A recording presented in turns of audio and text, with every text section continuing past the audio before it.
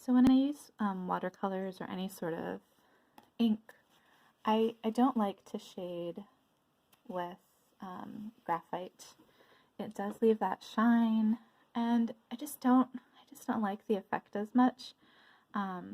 So I think what we're going to do is go in and shade with some Copic markers first, and then we might come in and add some more color, some more sort of shading using color with our watercolor pencils. So first the Copic markers. Now I know that it takes a lot of nerve to take what we just did and draw on it using a marker, but if you're able to sort of overcome that initial fear, it does turn out looking quite lovely.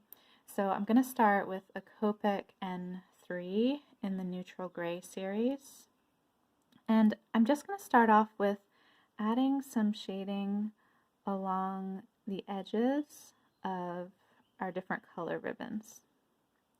And at first it's going to look pretty strange, and I'm just going to be okay with that. I think I also am going to put some shading sort of around the edge as if it were curving off into the distance.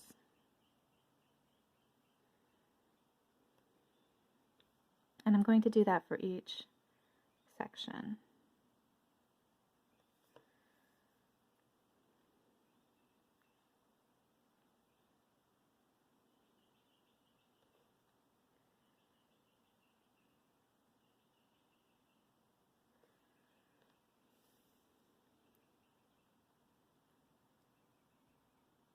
The reason I really enjoy using the Copic markers for shading is you can still see the color underneath the marker.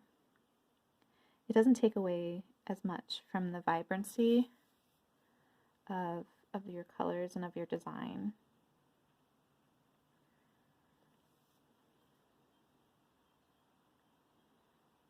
It just adds a little bit of a shadow.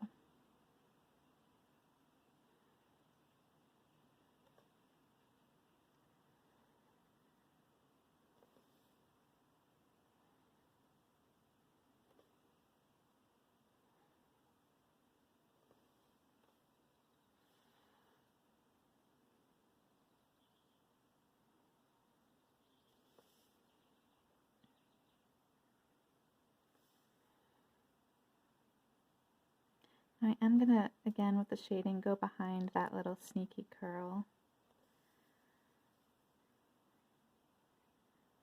I'll give that sneaky curl its own shadow.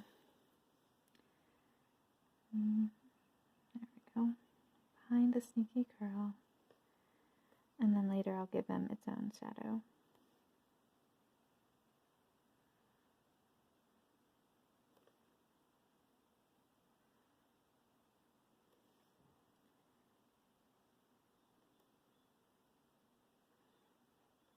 I think I'm good with that. Maybe a little right here. There we go.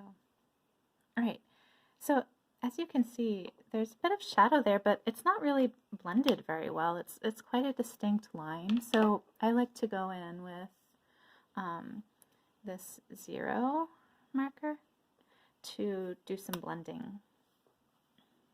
And I haven't found the 0 marker to really have much of a negative effect on any of the color that I've laid down, which I think is really nice. The color is able to maintain, and the marker itself goes ahead and blends a bit better, a bit nicer, a bit smoother. There we go. It just smooths out the lines subtly, makes it look more like a natural blended shadow.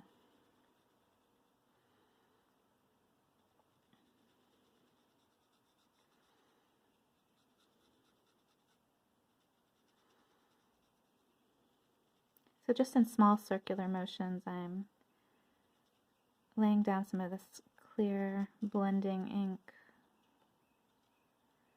There we go. And back over here. Down here is not as blended. I'll go over that one more time. There we go.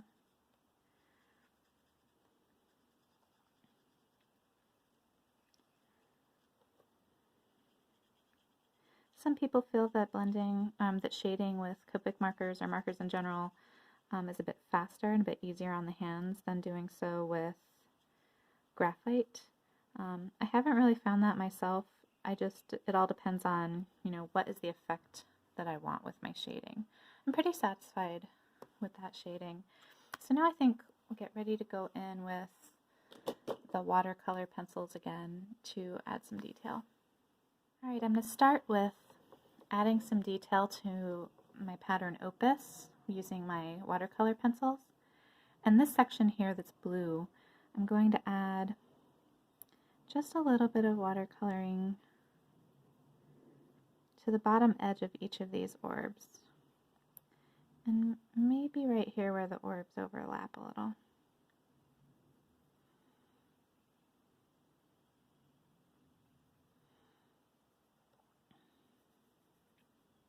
Adding a little bit of shadow and just giving these orbs a little bit more texture and depth.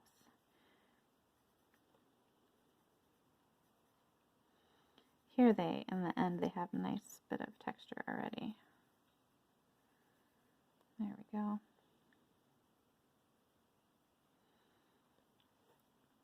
And then up top on that same pattern, sort of doing this opposite with the purple.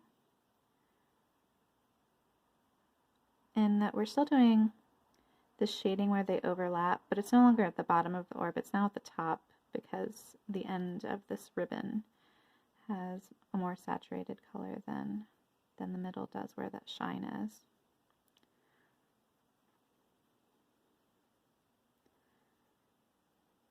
Alright, that'll just add a little bit more depth. And then going on to well, I want to, right here where our seed shapes start to touch that orb we started with, I want to add something there that will add a little bit more, like almost shading there. So I think I'm going to, where we put that little flick, I'm going to add just a tiny hint of red.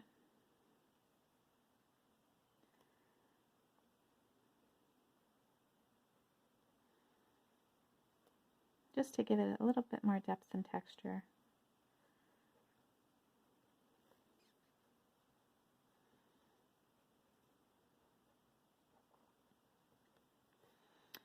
All right.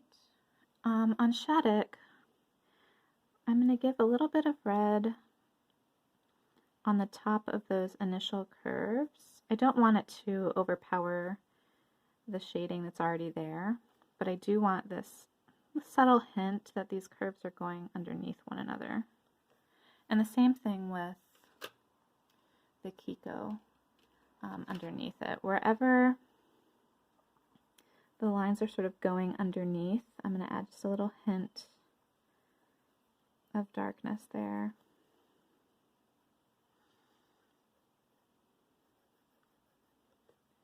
Okay, and then with Pre-strung, whenever it looks like one of the spirals is on top of the other, I'm going to add in a little bit of dark green, just to add a little bit of shadow there, a little bit of texture. I'm going to do the same here where that naughty curl is. Maybe he's not naughty, maybe he's just exploring. And I'm also going to make him green up here.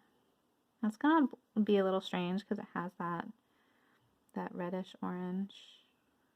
But it'll give that idea that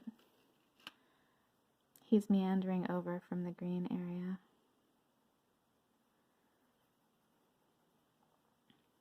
He's doing a bit of exploration there. And I do want him to have a bit of a shadow. So behind him, I'm going to color in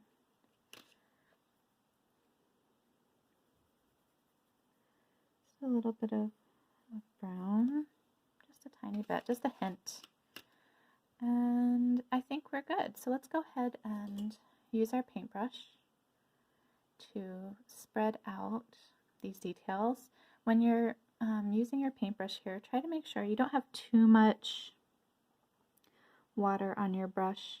You're really just trying to smooth out those details that you just added.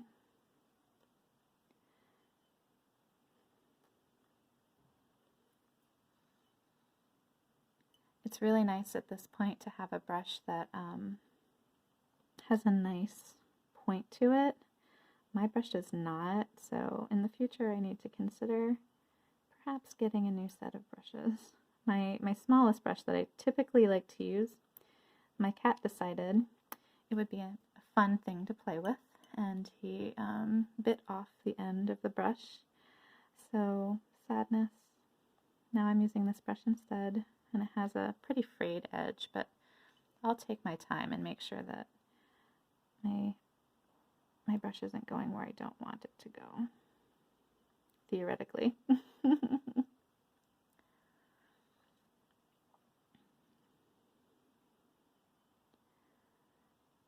So again, you want this shading to sort of blend in pretty well, so feel free to rinse your brush whenever you feel like too much watercolor has loaded onto your brush and it's the shading that you're adding is sort of taking over. If it takes over, it's no longer shading, right? So be really thoughtful about when you go ahead and rinse off your brush so you can blend in that shading a little nicer.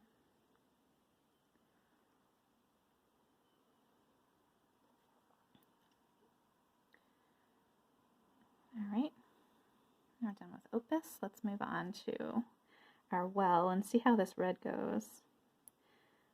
It's kind of an experiment, so yeah, I kind of like it. Yeah, it's kind of nice. So I'm a Montessori teacher, Montessori elementary teacher, or I was for quite some time, and we give botany lessons and we talk about how the petals on flowers are decorated sometimes like as indicators for pollinators, like, hey, my nectar's here, come visit.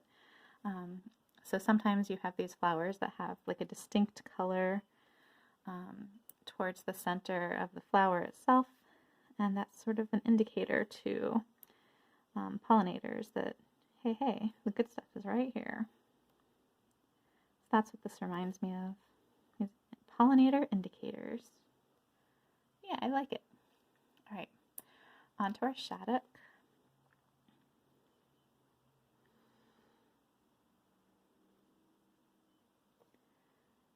Just giving that little hint of color. Blending wherever there's a distinct edge. All right, onto our Kiko, which is just a fun name to say. All right. The brown, I've noticed, loads up really strong on your brush, so I'm having to more frequently change out and rinse my brush when I'm using brown. All right, onto Breton.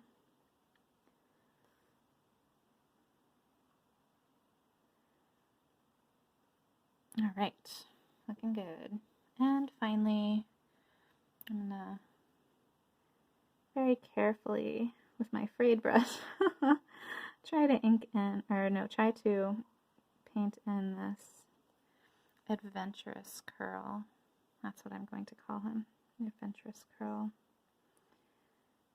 And maybe he's been like social distancing for so long that he feels like he just needs to get out for a moment and visit someone. I don't know. All right, let's go with his shadow, that brown that we put in as like a little hint of shadow. Here we go.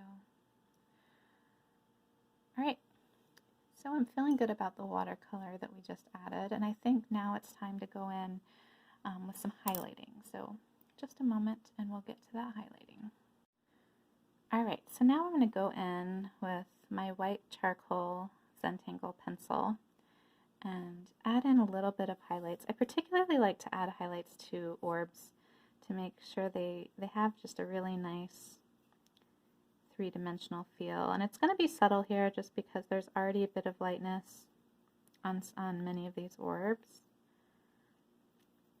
But I just like to make sure that we've got those really nice highlights and that they appear to be nice and blended.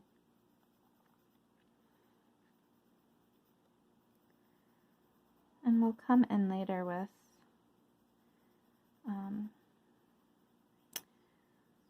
a white jelly roll pen to help out with that highlight as well. So now I'll use a tortillion that is specifically designated for my white charcoal. I bet it's really hard to see any difference there, but on the video, but in real life you can see a bit of difference, a bit more of smoothness.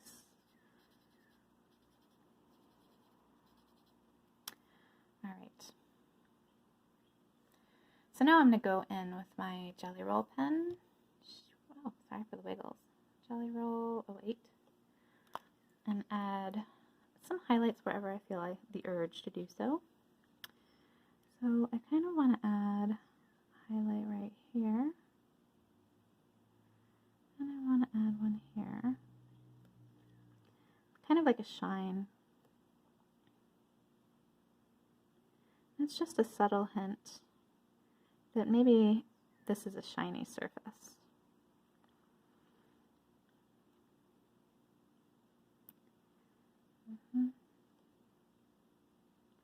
Just a little bit of shine there.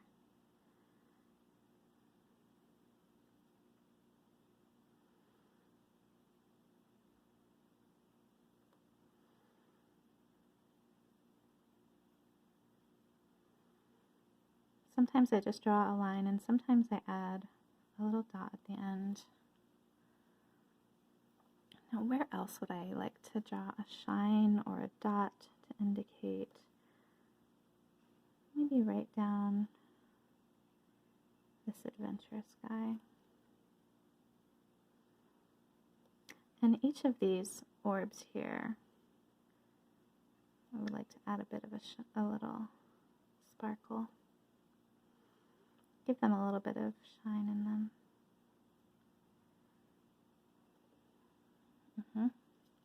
And these ones over here as well. A nice little sparkle.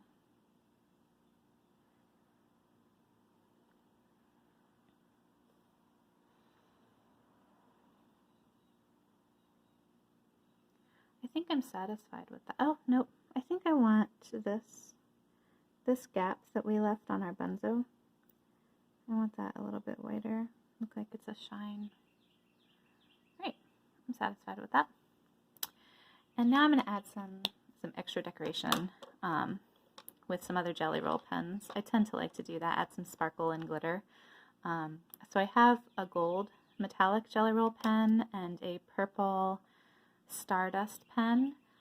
And I'm sort of debating. I think on my Opus, because it's blue and purple, on those ribbons, I'm going to color them with the Stardust pen to make it look like there's a sparkly ribbon going down between each set of orbs. It's hard to see the sparkle on the video, but in real life it's nice and sparkly. These Stardust pens are just so much fun to work with. Okay, that adds a little bit of, maybe if I pick it up you can see sparkliness. And then I've got my gold pen, and I think the ribbon on right here on this Shattuck, I think I'm going to make that a gold ribbon. Sometimes the gold likes to get everywhere, and I have to go back in afterwards and darken in the black lines around it. But I think it adds a nice hint of elegance every now and then. Okay.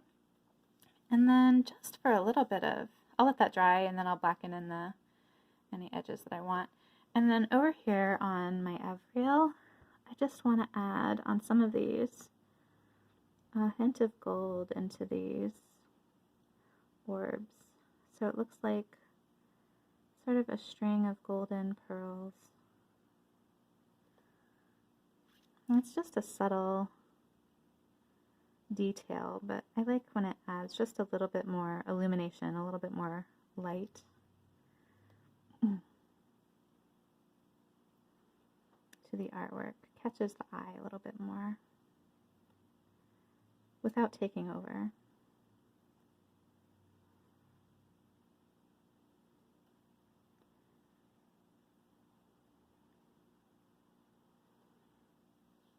All right. I think I'm going to go ahead and, with my Pigma Micron, see if I want to, yeah, I think I want to put just a tiny, just redefine the border around that gold, and then I think I'll be all good. Sometimes if you draw too close to the gold Jelly Roll ink will get onto your Pigma pen and it'll be hard to write with it. So you just, on a piece of paper on the side, just spend some moments drawing with the pen to get that golden ink off of it, and you'll be able to draw in the black again. There we go. I know it's really subtle and being really picky and wanting to redefine these lines, but I do like just how elegant it looks when you're all done. How defined it looks.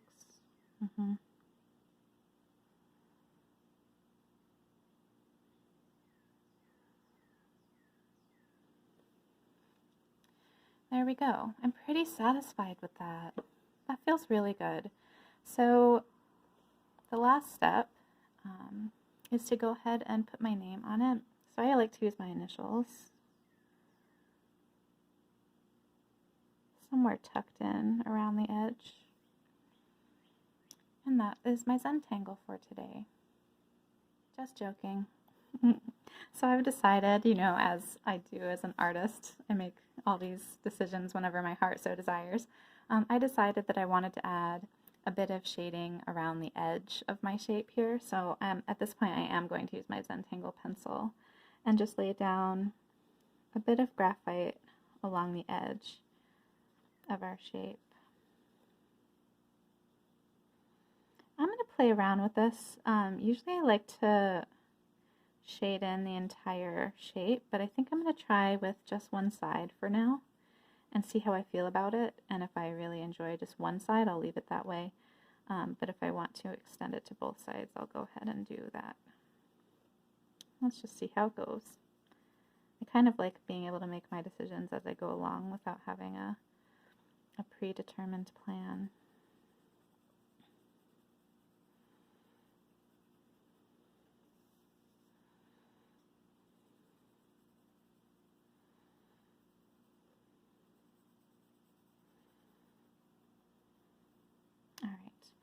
Let's use our tortillion, smooth that out, and see how we feel about it.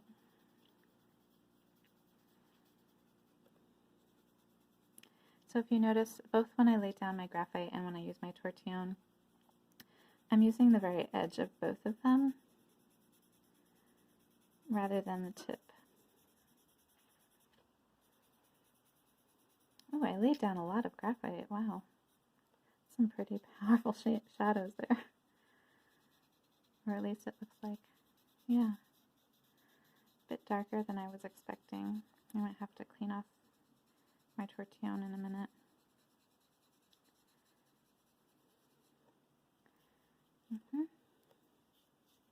Okay, try to smooth that shadow out a little bit more.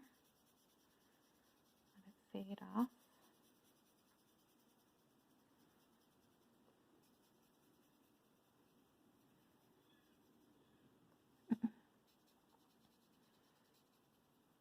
Yeah, I laid down quite a bit of graphite. I was feeling really excited about that, apparently. Alright. Let me clean off my tortillion, wipe it off for a little moment, and then see if I can come in and do a little bit more smoothing.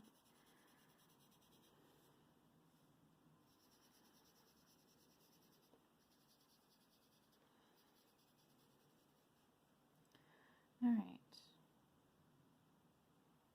How do I feel? I feel good about that. I think I'm satisfied with it just being on that one side. So there you go. There's our tile for today.